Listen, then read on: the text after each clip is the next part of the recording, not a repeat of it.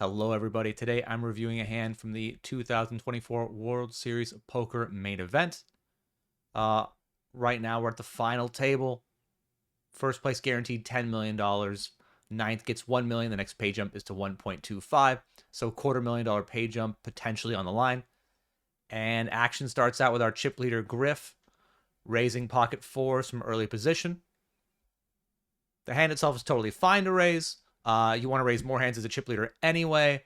If he wasn't the chip leader, it'd actually be closer, but you can apply a lot of pressure, so raising looks good. Good so far. Folds around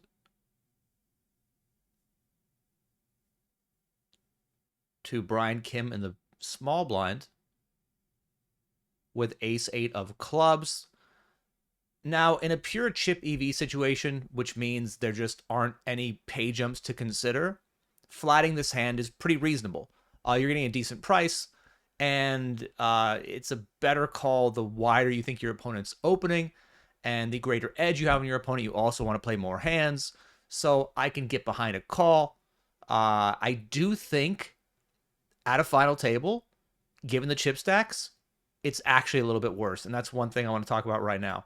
So I'd mentioned a chip EV environment, calling's totally fine. It's fairly profitable, but in this situation, we're not playing a chip EV model. That's not what we want to consider, right?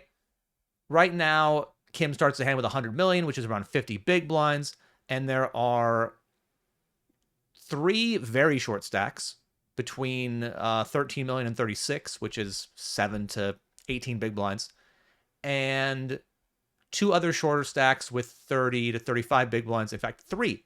So basically, at this point, Kim is third in chips at this table. And so he is actually incentivized to fold more combinations of hands rather than tangle with the chip leader. And I'm not saying that by calling here, he's going to put his whole stack on the line, but that's going to happen sometimes. And it's an absolute disaster when he goes broke here and misses out on not only one, but potentially 2, 3, 4, 5, 6 pay jumps. So all I'm saying is I think in this spot you want to continue with a much tighter range than what Chip EV would suggest, and I would advocate for a fold here. Kim decides to go with a call.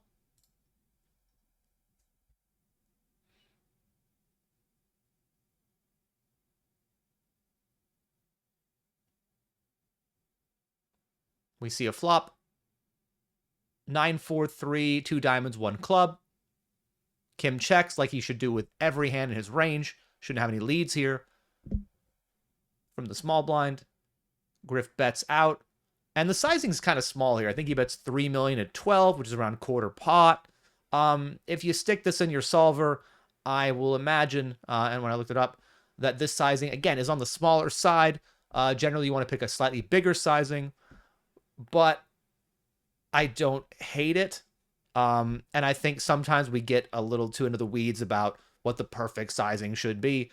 And if it's in a ballpark range, it's generally fine. Kim calls. And one benefit of picking the small size on the flop is that Griff gets Kim to continue with a lot of weaker combos that otherwise would fold. If Griff bets 5 million or 8 million, or God forbid picks a pot size bet, don't do that. Kim is going to fold a hand like this, right? And you really want your opponent to continue with a wide range here, especially when you have a hand like fours, right? You can see by the graphics, Griff is 96% to win. If you could see your opponent's cards, what size do you want to pick, right? So while I would advocate for a slightly larger bet sizing, I don't think it's a huge deal. And by picking this sizing, Griff gets his opponent to float a hand that has 4% equity. Turns a 3 of clubs, and that 4% equity has become 0. Kim turns a flush draw. We didn't talk about Kim's flat on the flop, but I think, again, in a chip EV environment, it's reasonable. You've got backdoor clubs. You've got a backdoor straight draw. You've got an overcard of the board. You could still have the best hand. It's very reasonable. But We're not in a chip EV environment. So it's a little, again, you want to continue with a little bit tight of a range. I would have folded pre. I probably wouldn't bring myself to fold flop given that tiny size, which again is the benefit of the small size. So I can understand continuing for a small bet with his exact hand. And now he turns a flush draw, but is drawing dead. Griff now bets 10 million into 18. A little over half. Sizing is fine. Again, I'm not going to split hairs here on, the perfect sizing to the decimal point. Kim's faced with a bit of a decision. Do you want to continue with your nut flush draw? I think, once you call flop and you turn this card, you've actually improved equity, although we know he hasn't. You've improved equity to a flush draw, at least you think so, and your ace high could still be the best hand. So if you're going to call flop, you're going to be calling turn here. So far, so good from both on this street. And the river is the unfortunate jack of clubs for Kim.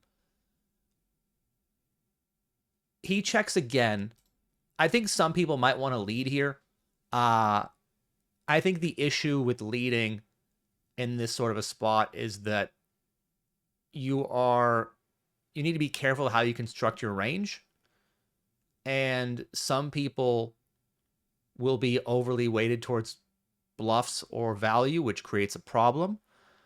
But Kim gets value by letting his opponent bluff. And I think that's one key concept that people tend to gloss over when they want to lead river is, I want to bet river because let's say I want to get paid. Well, when your opponent has a value hand, yeah, you're going to get paid, but that value hand, A, might have bet river anyway if you checked, and B, part of the value you get from your opponent is not only when they have a good hand, it's when they have a nothing hand.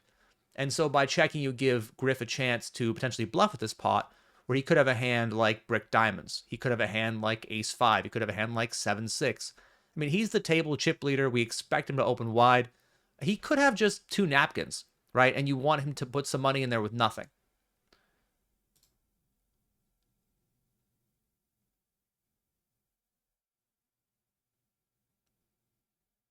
Griff now bets 30 million on the river. And Kim has a decision.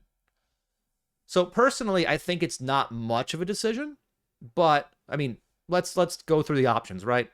Your classic poker options, call, raise, fold. I think folding 100% is out of the question. Anybody in the comments who wants to fold, you can get out right now. But calling or raising are the two things we're deciding between. Now, I've said the words chip EV environment a bunch and kind of, said we're not there. And if we're playing pure chip EV, if we're just saying, do we have the best hand enough to jam for value? Do we get called enough by worse combos? Then we would be shoving this sort of a hand. If you're playing a cash game and you get here with ace 8 of clubs, you are shoving. Early stages of a tournament, you might still be shoving. But late stage of a tournament, your tournament life is worth more than the chips you win, potentially, right? So I think calling is a much better play than jamming. We can see that Griff has the best hand, but let's say Griff has a complete bluff. If you shove, you don't get paid. Let's say Griff has a hand as strong as ace 3. If you shove, does he call? Does he call another 52 million with a potential flush out there with ace 3? I don't know. I would say most players in the spot wouldn't expect Kim to be bluffing, so they would fold ace 3. And then what about medium-ish flushes? Like, this hand for Kim is the only flush I would ever consider having as part of a jam range, and probably the weakest hand I'd ever even think about, because you might get called by worse flushes. But if you don't think your opponent's going to call worse flushes, then for sure you don't want to be jamming this. And I'll say it again about the chip EV environment. Part of the reason I didn't want to defend this hand pre-flop out of the small blind is because we're not going to be able to get max value when we actually hit our hand.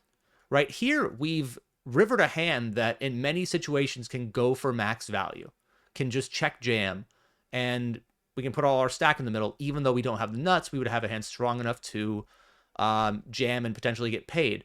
But in this situation, with a $250,000 pay jump on the line, with his stack, if he calls and loses, still being 52 million, which would be ahead of 3 of the short stacks and basically tied with Angelov at 58 million. Shoving is just not the thing here. So again, because of the ICM situation, we're not allowed, or I guess we shouldn't try to go for max value. We should prioritize our tournament life. And that means that we need to be tighter with our pre-flop play versus a player who can bust us. And that, again, is why I wanted to fold pre. Even when you hit your hand, you might not be able to go for all of it, given, if your hand is not the nuts or close enough to it. But Kim, I think, has a pretty clear call.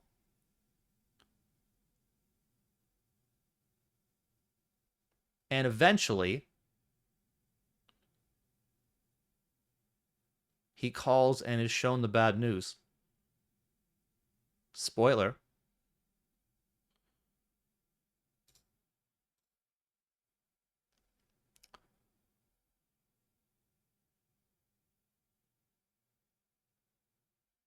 There it is. He's shown the full house. And he is down to 52 million. Griff wins a massive pot and extends his chip lead.